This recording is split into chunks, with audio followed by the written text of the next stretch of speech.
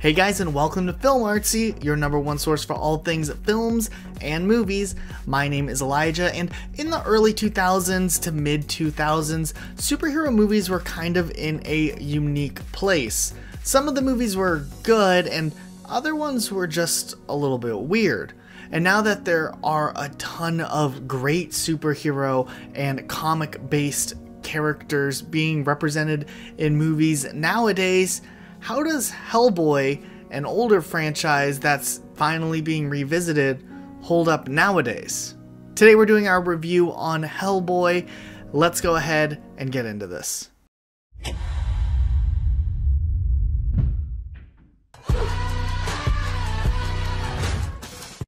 To start things off, Hellboy's kind of in a weird place as a franchise as a whole.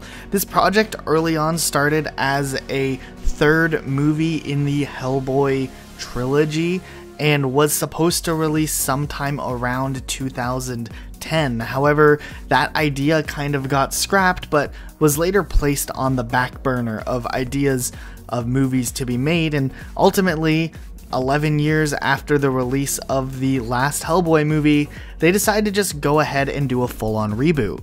And they even casted David Harbour, who's known for his role in Stranger Things, as the lead character. And David Harbour has a reputation of being a fantastic actor, so this looked like it could have had the chemistry to be a really great movie, but ultimately this movie just really fails to impress. And it's really disappointing as a fan of the superhero genre or comic book adaptation genre as a whole in film. We really do enjoy these types of films, and it's always a disappointment when these adaptations just don't turn up as well as we might have anticipated.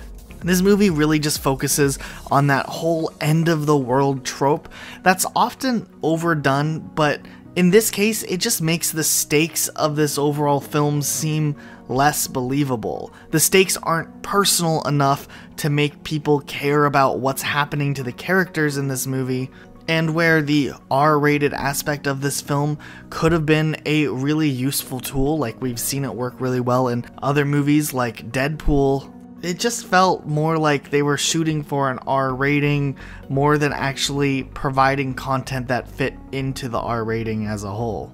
Like, in these types of movies, action sequences are really cool, and it's awesome when there's some really cool and creative on screen. And if you look at the comic books, there's some great opportunities to translate some iconic scenes into the movies. However, it just felt like they kind of just jumped to an overkill extent of just trying to shock people with crazy gore and over-the-top badass moments rather than trying to craft something unique and trying to almost choreograph how these fight scenes and battle scenes come across on camera. Of course, there's a couple moments in this film that are really cool, and some of these bloodbath moments have some kind of might drop your jaw or chuckle because it's awesome, but at the end of the day, it feels like it's lacking something because it's not rooted in any type of storyline or character that feels relevant or relates to audiences at all. It felt oftentimes like the writers didn't necessarily understand who they were writing this movie for and what audience would appreciate this type of movie. Over-the-top violence can be done really well. Look at scenes from movies like John Wick. But this movie just falls into kind of that stereotypical, this is a comic book adaptation, and honestly, some of the CGI was really unimpressive. It just kind of felt like the same old bad CGI, especially that DC is typically associated with, and it's kind of a shame that the poor CGI is really translated into this movie, even though it's not a DC movie. The saddest thing about this movie is that it looks like from the start there was some serious considerations made and there was an attempt to make something good. Casting David Harbour shows a knowledgeable casting decision, and some of the practical effects that were used look really, really good. And there were some decisions that were made in this film that translate well. It's just, this movie's just bogged down by a pretty bad script and just a lot of really odd decisions with what they were trying to do in a storytelling sense.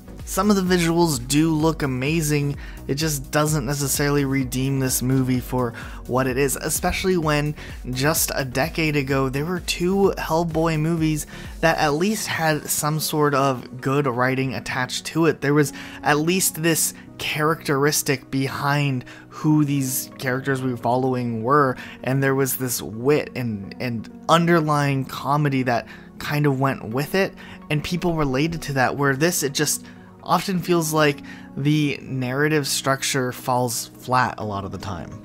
Like, we really do like some of the visuals they did and the gore, and even though the CGI can kind of mix from really good to really awful, it just felt like as a whole there was something missing in this film, and just kind of a root theme that could have really tied the film together and made it feel like it became something full circle or something greater than itself from beginning to end.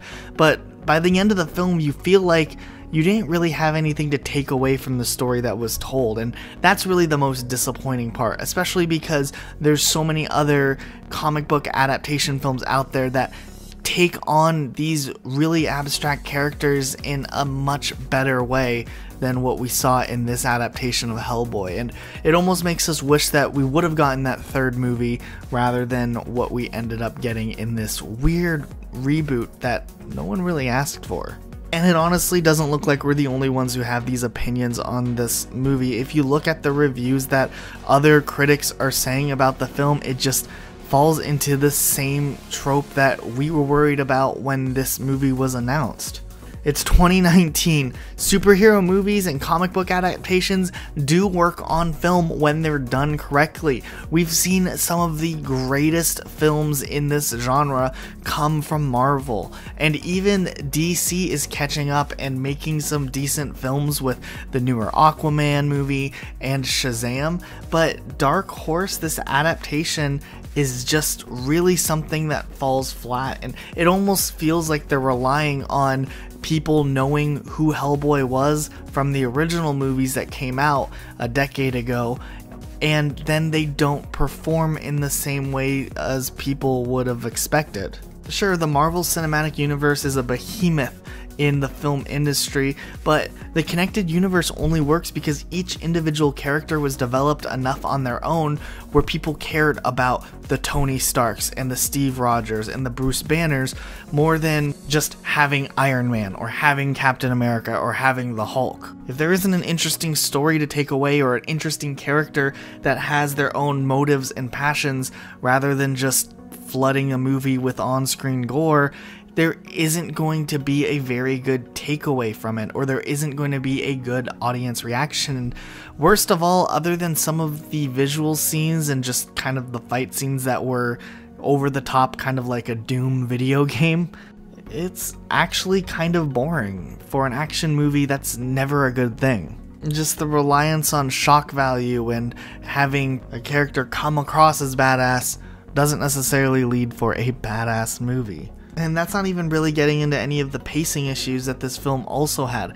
It felt like at times the movie was going at a complete slog, and then when we get to some of those high intensity scenes, they feel uneven or unbalanced or unexpected, but not in a good way.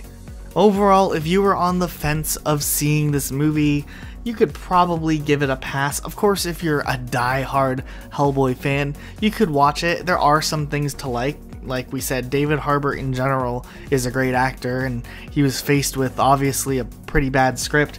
But, I mean, some of the action scenes are cool. They're kind of fun. Like, I could really go back and watch these when they're uploaded on YouTube and get the same experience. But for a casual viewer who's maybe on the fence of seeing this movie and wondering if they should spend money to go see this movie in theaters, honestly, there's a lot better superhero movies in theaters right now that you could see, like Shazam, Captain Marvel, or Avengers Endgame, which comes out in just a couple weeks. Honestly, save your money. It'll probably end up being free to watch on television in a couple months anyways. HBO might pick it up or something. But overall, we really like to hear your guys' opinion on these movies as a whole. Were you a fan of the original 2 movies that came out back in the day, or are you kind of on board with this reboot? Are we missing a certain point that you guys really feel strongly about? We really like to know what you guys are thinking in the comment section down below, and we'd like to have this ongoing discussion with all of the movies that we take a look at. Alright, that's it for today. What did you guys think of this movie? Were you a fan of it? What were your opinions just even before you've seen this movie? Do you think it's a good idea to see movies like this being put back on the big screen again in a new way? Let us know what you think down below. Be sure to subscribe for more videos just like this. We'll see you all next time with a brand new video. What's up, Dorito? Then, better late than never, Captain America, Chris Evans, crashes the interview. Hugs all around, but hey, where's Roxy's? I'm sorry. Chris Evans. You two are... Hi. You both are relevant. Great, thanks. Okay. This interview actually ended 2 minutes ago. Kyle,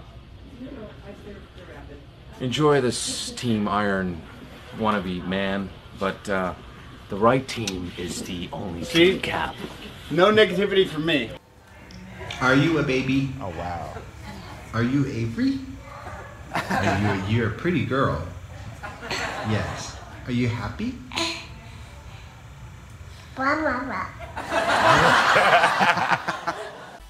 Hey guys, we hope you guys enjoyed the video. If you guys did, make sure you guys hit the like button down below and subscribe for more Film Artsy. If you guys want to showcase your talent to the world, Film Artsy is the best place for you guys to do it. Please submit your videos to filmartsyofficial@gmail.com, or you guys can click the link in the description. We really want to see what kind of talent you guys can provide. So let us know, send us an email, and we'll check out your videos, and we'll see you all in the next video. I'm about to. Hi, everybody. Hey, everybody. How you doing?